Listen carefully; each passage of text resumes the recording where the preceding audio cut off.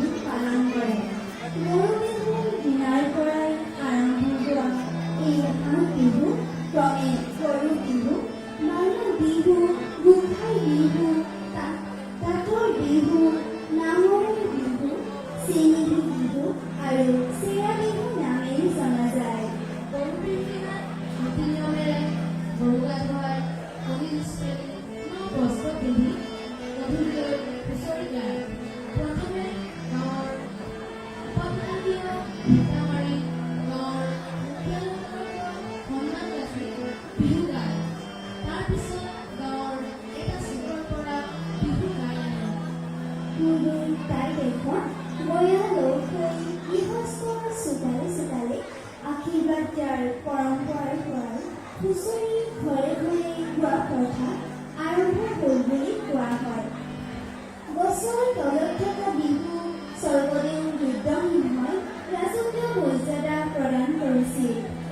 ৰাজদৰবাৰৰ পৰা ৰাজাঘৰলৈ, তাৰপিছত সাধাৰণ ৰাইজৰ ঘৰলৈ বিহু সোমাই পৰে।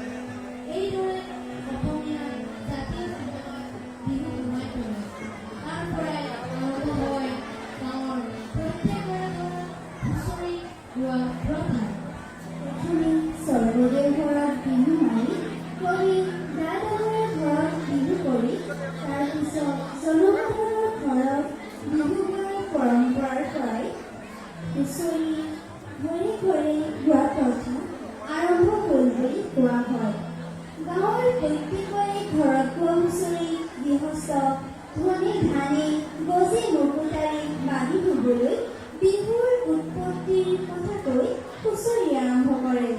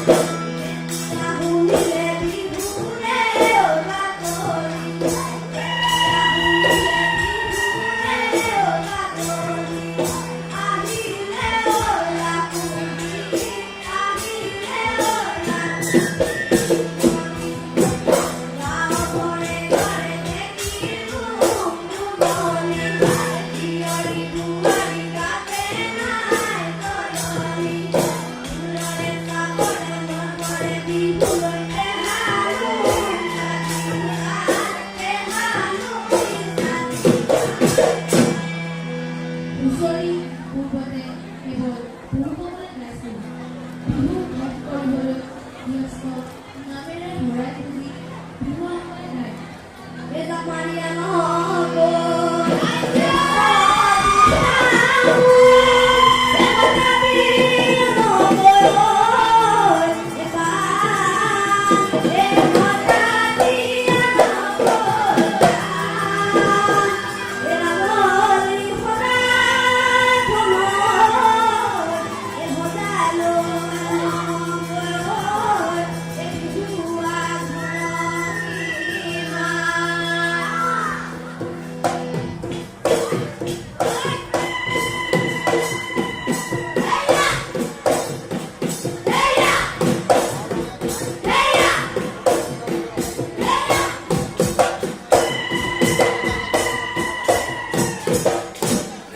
এইদৰে প্ৰত্যেক ঘৰতে ভৰাই লৈ বিহু শেষ কৰি চেৰা বিহুৰ দিনা বিহু উৰুৱায়। পুৰুষে কৰাৰ দৰে গাভৰুসকলেও বিহু কৰে।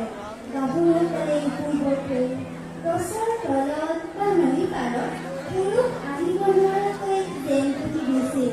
সেয়ে এই বিহুক জেং বিহু বুলিও কোৱা হয়। জেং বিহু টকা বিহু বুলিও কোৱা হয়। এই বিহু গাভৰুসকলে চাপৰি বজাই নাচি আনন্দ কৰে। এই বিহুত গাভৰুসকলে বাঁহৰ টকা গগনা আদিও বজায়। এই বিহুত গাভৰুসকলে বিহু গাবলৈ ইজনে সিজনীক মাতি গায়। ঐ বাঁহৰ ফুল ফুলি বৰৈ বতৰ।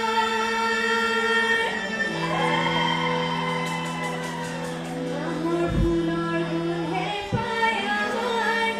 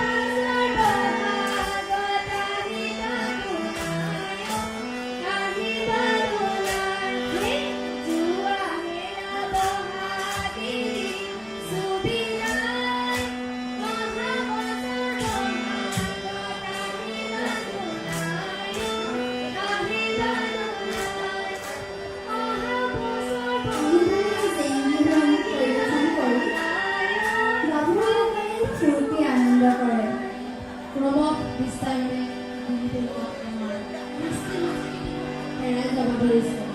নতুন প্ৰজন্মক দেশ মাটি ৰক্ষাৰ ভাৰ দি শিল্পী সুৰেশ ফুকনে গাইছে।